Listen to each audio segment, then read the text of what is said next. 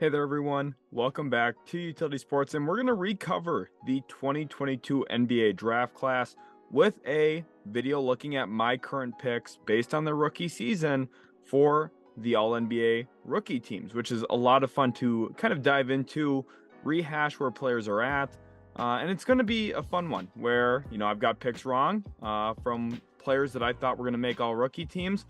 Some of those situations changed. We actually had two rookies that were drafted in the first round that were traded, completely changing their situations, which I think played into this a little bit. But I'm very excited to be recording this video here, kind of rehashing again that 2022 NBA draft. So let's go ahead and jump into it here with a video preview. My picks are as of February 26th, 2023. So again, we're not done with the season, but we're near 60 games in, which makes me feel pretty confident in this. There was about 2 or 3 players I wasn't sure on, specifically for the 10th spot, the final spot on second team all rookie. So, maybe things will change down the stretch. Some good shooting from certain players. We have a quarter of the season left to go. Definitely could shape some things up. So I would love to hear your guys' picks in the comment section as well today. There's room to different opinion here, but I feel pretty confident about my 5 first team all rookies, and I feel pretty good about some of the others. I had 7 guys I really wanted to put on first team all rookie this year. It shows how strong this draft class was, like I told you guys all last season as well. It was no surprise that they've come in and played very well as rookies this year, and I think that there's a bright future in this league for some of these guys. On just a quick note, if there's an asterisk by a player's name, it means that I had predicted this player to be first team all rookie in a video I had recorded on the channel before the season started, specifically before the trades of Walker Kessler and Ochai Agbaji. And then an up caret denotes that I predicted this player to be a second team all rookie. So you'll see those symbols on some of these players as we go through. So let's start with the second team. We're going to get some of the, I think, more controversial ones out of the way here early. And this is where you're going to have to let me know down in the comment section. The first guy I have here for second team all rookie is Shaedon Sharpe for the Portland Trailblazers. Shout out to Dame, by the way, 71 points tonight, the night I'm recording this. Absolutely incredible and just insane wizardry with the basketball. But Shaedon Sharpe averaging nearly 8 points per game in only 20 minutes. And just a disclaimer, Jabari Smith is not on my list here today. And a big part of that is efficiency, which we'll talk about a little bit more in just a little bit. Now, there's maybe a little bit of room to argue that, and I think that that's warranted. But Shaedon Sharpe is playing significantly less minutes than him. He's been very efficient, shooting 47% from the field. Of course, he's been so electrifying to watch. And kind of thinking about, where they were drafted. Yes, Shaedon Sharpe drafted only 4 picks behind him, going 7th overall instead of 3rd overall like Jabari. I think there were more expectations about Jabari Smith being an NBA-ready player, an NBA-ready shooter specifically, where Jabari Smith's really struggled this season from behind the three-point line and just with his overall efficiency in general. And Shaedon Sharpe's been kind of a big positive, where people weren't really sure what he's going to give them his rookie season. He's actually cracked into that lineup quite a bit. He's started 5 games this season as well, shooting 35% from behind the arc. His efficiency is what Jabari Smith's dreaming of right now at this point of the season. Only averaging a little bit under 3 rebounds a game, less than an assist a game. There's room for Shaedon Sharpe to still grow. We knew he wasn't going to be, a finished product the day he came into the NBA, but I think he's been impressive for me, and he does actually carve out a second team all rookie selection at this point. But there is 20 games left, so maybe Jabari Smith, who I did really strongly consider for this spot, maybe he slips in here at this position. The next guy on second team all rookie for me is AJ Griffin from the Atlanta Hawks. He's been the second best shooter in the rookie class this year. We'll talk about the guy who's been the best shooter a little bit later on in this video, but AJ Griffin's been really, really nice for the Atlanta Hawks. It was perplexing to me when he fell out of the lottery for most of the draft cycle last year. I told you guys, I said, hey, look, AJ Griffin's a lottery talent. I'd be surprised if he actually falls out of the draft lottery on the night of the draft, and I ended up being wrong about that. He did fall out of the lottery, but I think it's showing here that that was a mistake.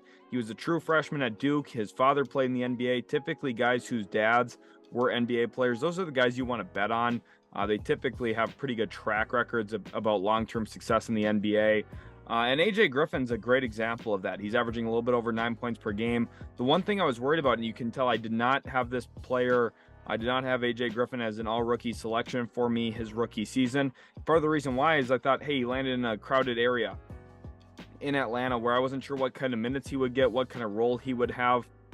He played himself into basically an undeniable role for Atlanta where they have to play him. Right now they're undergoing a coaching change. We'll see what happens with Quinn Snyder being the new head coach of the Atlanta Hawks franchise. That's a phenomenal hire for them, but it could impact AJ Griffin's minutes as a rookie. I'm not exactly sure what that's going to fully look like, but 9 points a game, over 2 rebounds a night, 1 assist a game. Again, that's kind of the question about him coming in, is how is he going to be able to play make for others, distribute, play off the bounce? That's been the question, right? But numbers don't lie. At 48% from the field, 40% from three virtually, and over 86% from the line. Those are really good shooting splits. He's actually fairly close to 50, 40, 90 as a rookie. Now, obviously, the volume's not there to the level of some of the elite players we've seen do it in the past. But I mean, it's still impressive shooting splits for a rookie, and he's had some really timely baskets as well. Multiple game-winning shots this year for Atlanta. He's been one of the real bright spots in the league, and I think he definitely warrants an all-rookie team selection this year, specifically when it comes to winning. Part of why I gave Shaedon Sharpe a little bit of a bump over Jabari Smith as well. I do think winning matters a little bit for this award. Now, I know it's not completely fair. Some of the guys drafted at the top of the draft, they have less odds to win because they're on a worse team, this, that, and the other thing, right? But AJ Griffin's been really impactful in winning games for Atlanta this season. I think that definitely does give him a little bit of a bump, especially in the eyes of the media and in my eyes as well. Again, this list is somewhat subjective at this point, specifically since we're not at the end of the year quite yet, but I thought it'd be a really fun video to rehash. I know you guys have loved kind of looking at it on Twitter when I, post all the rookie stats throughout the season. And I thought a video would be really fun to cover this. All right, jumping into our next player here now, who I think is deserving of an all-rookie selection. And with the way he's trending, he might even play himself up to first team. He's been playing very, very well this season. As of right now, I'd say I'd probably rank him 8th in terms of the Rookie of the Year race, which is, quite a ways from the top. But he's been playing better and better and better as the season's gone on. And that's Jeremy Sochan for the San Antonio Spurs, averaging a little bit over 10 points a game, nearly 5 rebounds a night as well, and 2.5 assists per game. This pretty much virtually fits up with what I talked about him as coming out of Baylor, as a player who is multidimensional. He's going to help you as a live dribble passer. He's going to be able to rebound the basketball. I think he's going to continue to grow in those rebound numbers, specifically now that Jakob Poeltl's no longer with the Spurs. And I think also his offensive game is starting to blossom a little bit more and more and more. He's learning how to fit in the NBA. And I think he's got a very good future ahead of him. I think one of the fun comps for him has always been Draymond Green. Now, I don't know if he'll ever get to that level as a facilitator or kind of a hub of an offense like Draymond's been, but you see some of the similarities, right? And I think that Sochan, who, young players typically struggle defensively, I think he's starting to learn some things and figure some stuff out. That was one of my big positives on him coming out of Baylor, is I think he's a very smart defensive player. Now, the NBA is a different game than college. Spacing's quite a bit different, so you have to learn different tendencies, different ways to defend. But I think he's coming around in those regards, shooting 45% from the field, 26% from three. We knew that was going to be one of the red flags on him coming in. But I really want to emphasize that 70% from the free throw line.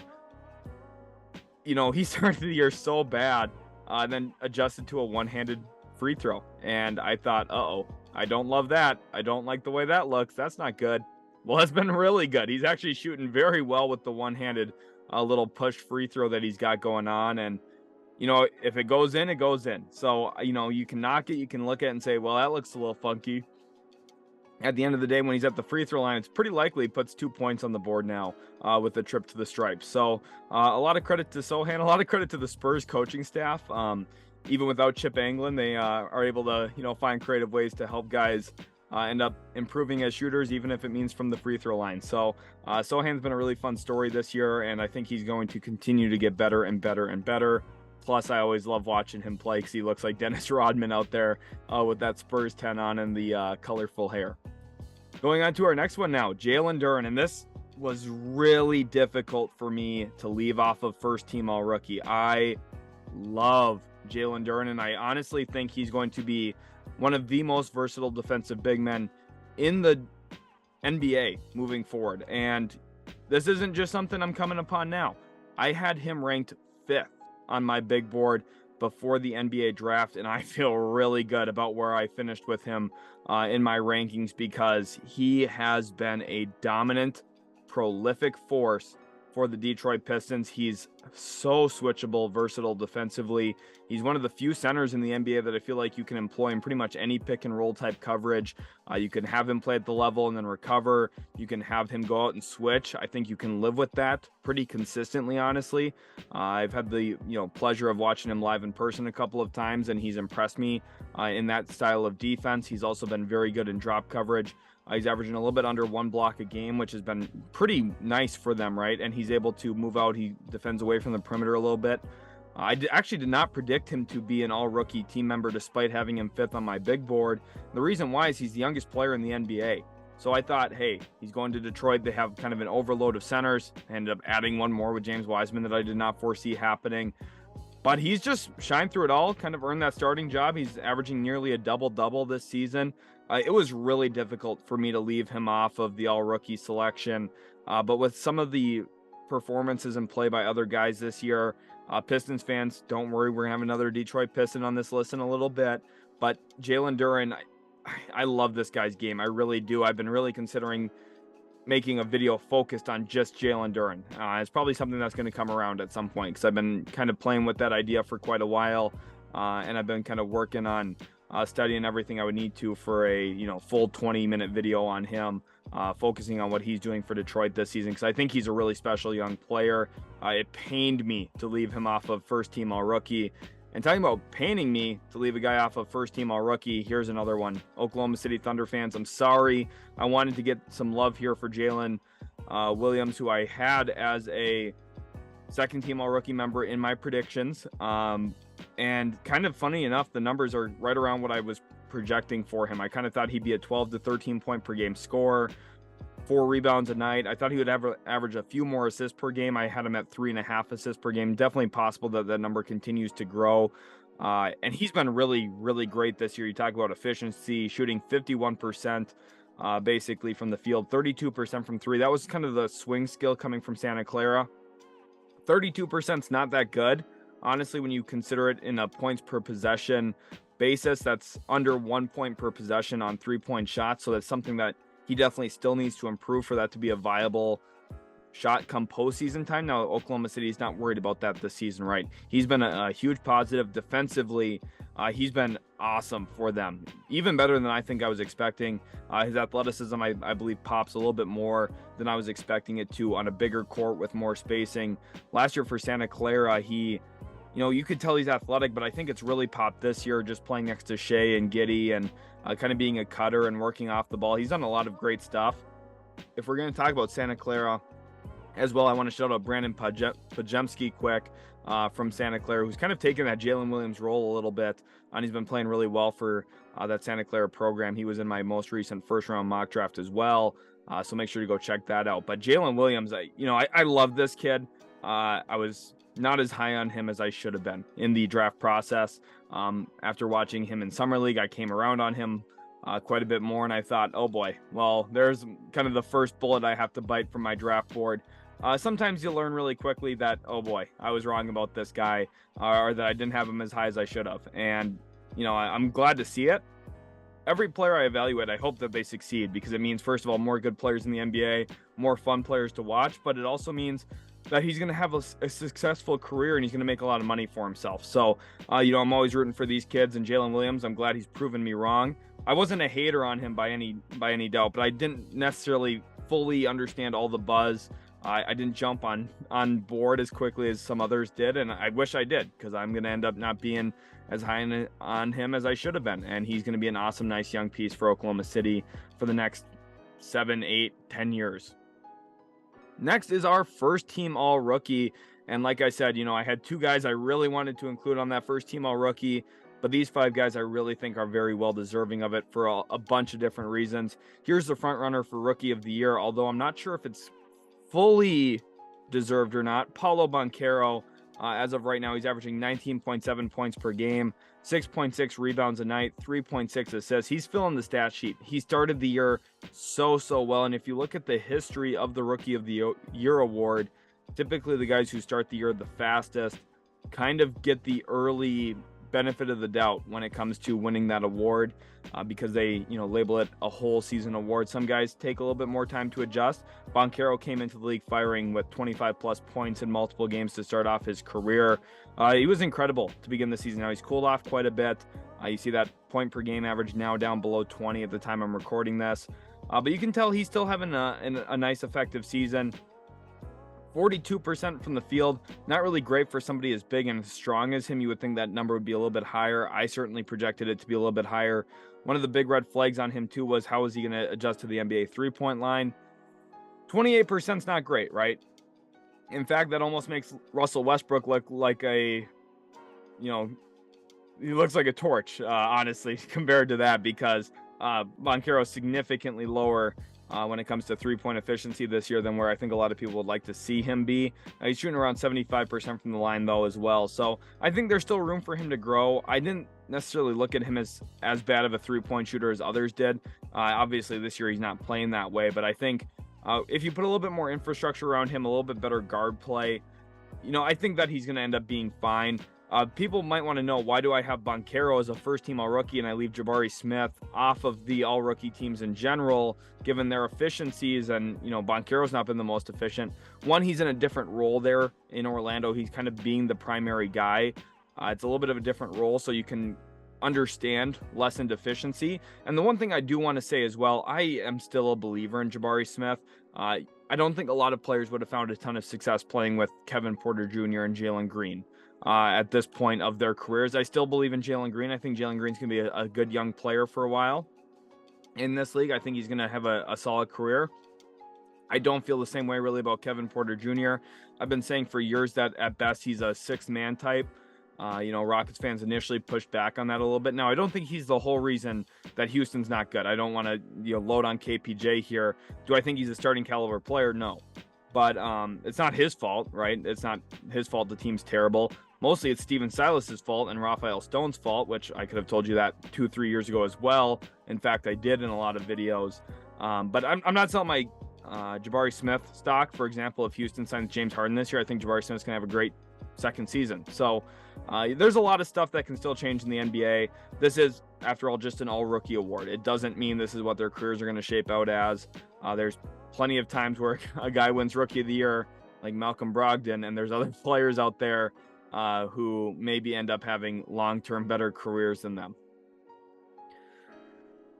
Our next one here, Bennedict Mathurin for the Indiana Pacers. I know we have a lot of Pacers fans that watch this channel, and Bennedict Mathurin has been fantastic this season for the Indiana Pacers, and is kind of really aligned with what I deemed him as coming out of college, as an awesome offensive force who can put the ball in the hoop. And I knew Rick Carlisle was going to be a perfect coach for him, just the way that, he empowers scorers specifically on the wing to go out and, take and make shots. I think that there's a lot of room for a guy like Bennedict Mathurin there in Indiana, especially playing next to Tyrese Halliburton a bit this year.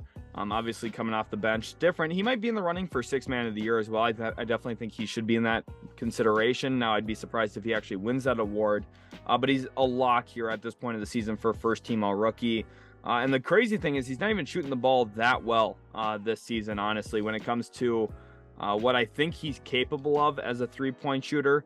Looking at that 32.5% from three, that's something he can definitively improve on. And I just want to read real quick here. I ended up with Bennedict Mathurin 6th on my big board. Maybe a little low, honestly, but I think that he's going to end up topping out as kind of a 21, 22 point per game score, which is good, right? But, he needs to learn how to pass the ball a little bit too. He actually passes the ball on, I believe, the 5th lowest percentage in the league when it comes to off dribble drive penetration. But this is what I had to write about him before the draft. Fluidity and shot making log Mathurin is a top 10 player in this class, a good athlete with both bounce and change of direction, very capable of flipping his hips, gives Mathurin a dynamic offensive game off the bounce and getting to the rim, but also gives me reason to believe he can become a very good defender at the NBA level. He's not there yet, but I think he still has room to grow. This is, of course, in my big board, a multi-year projection for him. At the worst, Mathurin will be a defensive playmaker with some big blocks and passing lane disruption. Mathurin shot the ball extremely well from three his sophomore season, but surprisingly struggled in simple catch-and-shoot scenarios. I expect that to change at the NBA level. Attention to detail will be important for Mathurin off the ball. I want him to utilize his athleticism as a cutter more frequently. A little too much ball watching at Arizona went off the ball, but good coaching can solve this quickly. I think, we've seen some of those progression points that I outlined for him, but all the positives I had in terms of what he's capable of doing, the dynamic athleticism, the ability to get downhill.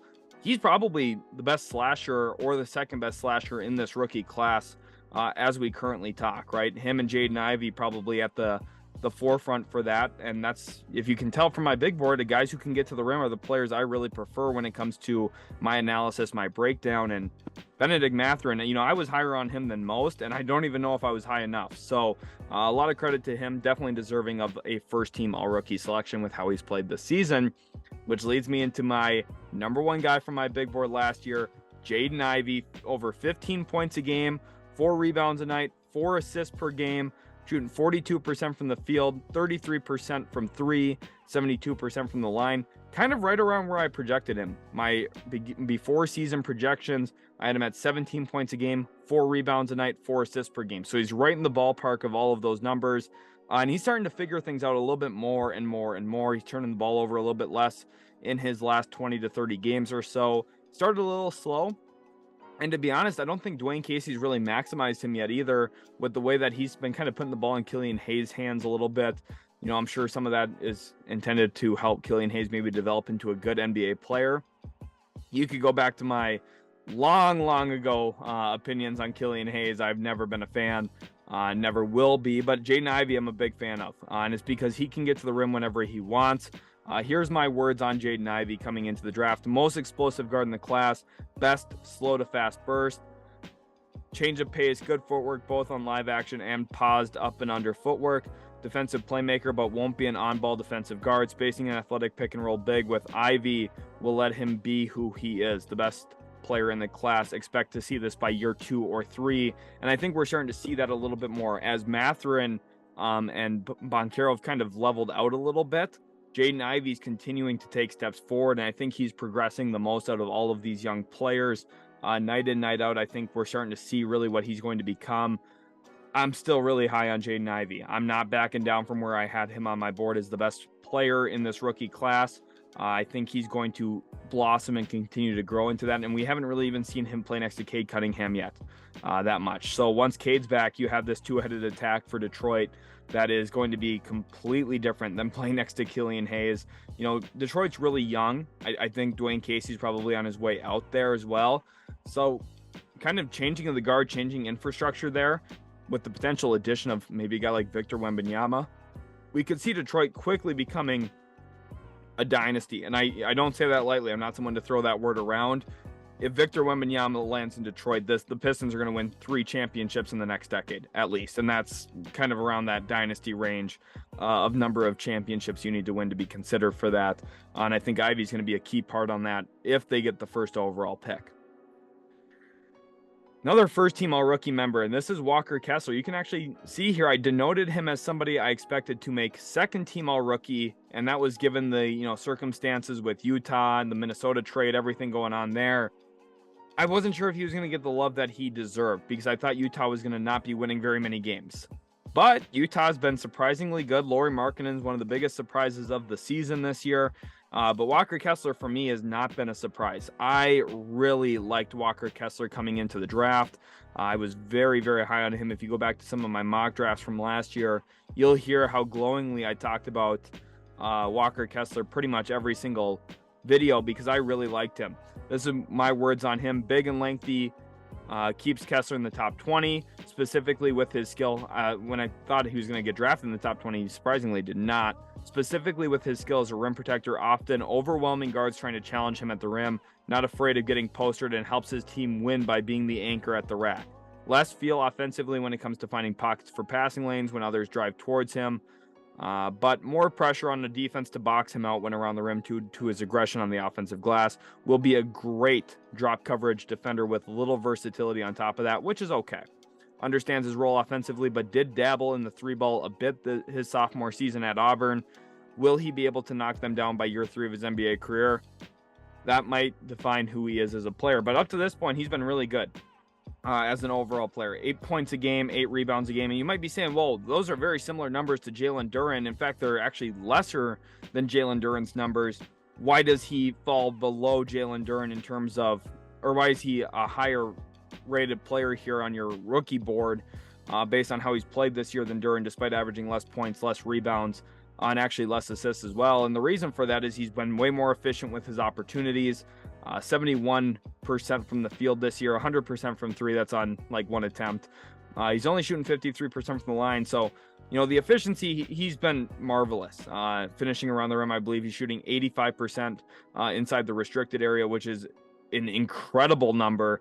But the big thing here is he's averaging over 2 blocks a game. That is unheard of from a rookie center. Center's one of the hardest positions to come in and really impact the game.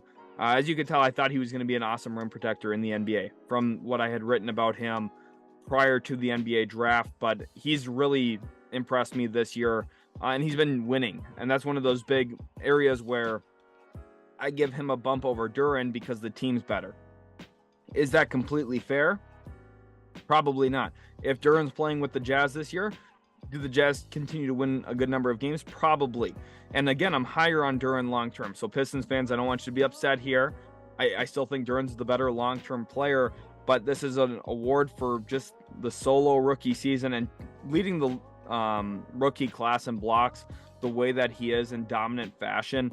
It's incredible and definitely deserving of first-team all-rookie considerations, in my opinion, especially with how good the Jazz have been with him on the court specifically. And then our final first-team all-rookie member, and Kings fans, we've got a lot of you on the channel now, and I'm glad to be able to rep one of your guys here in Keegan Murray for the Sacramento Kings. I picked him to be a first-team all-rookie member. I think before the draft, there was a lot of thoughts that maybe I didn't like Keegan Murray as a prospect. I always thought he was going to be a good NBA player. I just don't know if the upside's there comparatively to, some of the other guys in this class, but he's averaging 12 points a game, 4.5 rebounds a night, over an assist a game as well. In the role that he's playing, he's been a nice connector for this team. He's been a nice finisher for them as well when it comes to some of the ball movement that Sacramento just naturally generates playing around Fox and Sabonis. He's shooting over 44% from the field, and he's been a human flamethrower from behind the three-point line. He leads all rookies in three-pointers made this season. He's shooting 41% on threes as well. So it's not like he's just chucking out there and, occasionally, one goes in. He's been awesome for Sacramento. He's been a big part of why this team's been really, really good. They needed another forward there next to Harrison Barnes. And this team was better than I thought they were going to be this year. Keegan Murray's been a big part of that, but also Sabonis, Fox. Those two guys have stepped up in big ways.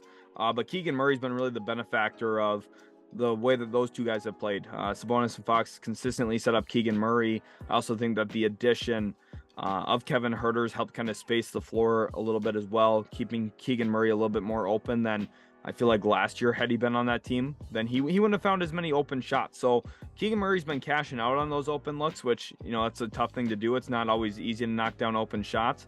In the Mavs lost to the Lakers where they blew a 27-point lead, Kyrie Irving missed 3 wide open threes in the second half of that game. You would like to think it's automatic, and it's not always automatic, but Keegan Murray's been as close to it as possible this year, especially as a rookie coming in. There's really been no slump from him. Usually, players hit a rookie wall at some point. Keegan Murray just keeps getting better and better and better as well. And those numbers keep improving. So I think he's been an awesome highlight for the Kings this year and what's been a really great season for them. And the sky's really the limit for this team long term, as long as Fox, Sabonis, Murray keep playing this way. And if they get, other nice pieces in the draft, they'll have to do it picking a little bit later than they're accustomed to. But I'm sure Kings fans are happy to hear that. Thank you, everyone, for watching this. Please give me your picks for the all rookie teams down in the comment section below. I'd love to hear what you guys think. Also, go follow us on Twitter. Links in the description for that. Thanks again so much for watching, guys. Really do appreciate you so much, and we'll catch you in the very next Utility Sports video.